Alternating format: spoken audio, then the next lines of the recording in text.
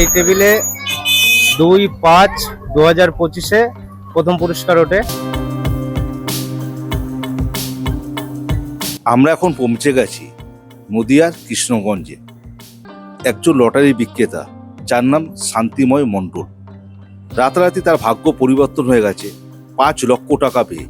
কারণ তিনি dear lottery 1 কোটি টাকা মূল্যের প্রথম পুরস্কার প্রাপ্ত টিকিটটি বিক্রি করেছেন এবং তার ইনসেন্টিভ পেয়েছেন 5 লক্ষ টাকা।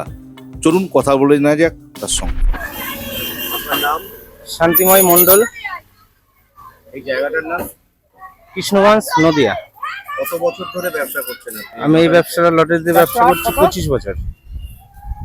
মানে আপনিই শুরু করেছিলেন? না, বাবা করেছিল, তারপর থেকে বাবা মারা যাওয়ার পরে আমি করি। বাবার সঙ্গে আগে থাকতাম, আচ্ছা, কিন্তু ওই বাবাই বেশি দোকানদারি করতো, আমি করতাম না। মাল টালগুলো এনে দেয়া, গুছিয়ে দেয়া, এগুলো করে দিয়ে আমি চলে যেতাম। হাইয়েস্ট প্রাইস মানি আপনি কত দিতে পেরেছেন মানুষের হাতে? আমার এই টেবিলে 2-5-2025-এ প্রথম পুরস্কার ওঠে। নাইট 8টা PM এর খেলায় প্রথম পুরস্কার ওঠে। আমি তো দেখে তো বিশ্বাসই করতে পারছি না।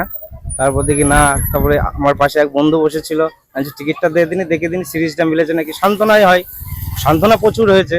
দিয়ে ওর কাছে টিকিটটা নিয়ে দেখি, আমি দিচ্ছি তো পুরো মিলে গিয়েছে। তারপরে সঙ্গে সঙ্গে ঘরে ফোন করি, ঘরে বললো না ঠিক আছে, কোটি হয়েছে, তোর হয়েছে, খুব খুশি।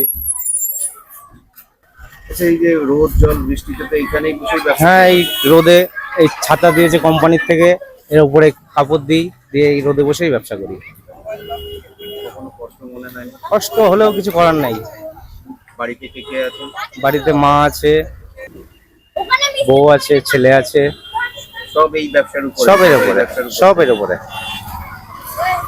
আচ্ছা, আপনি তো এটার টাকা পাবেন মনে হয়। হ্যাঁ, 5 লাখ টাকা ভাউচার।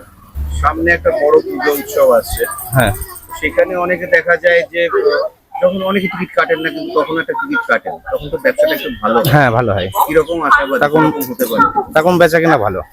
তখন দেখা যাচ্ছে 2000-3000 মাল কেটে যায় পুজোর সময়। তখন ব্যবসাটা ভালো যায়, 7টা দিন খুবই ভালো যায়।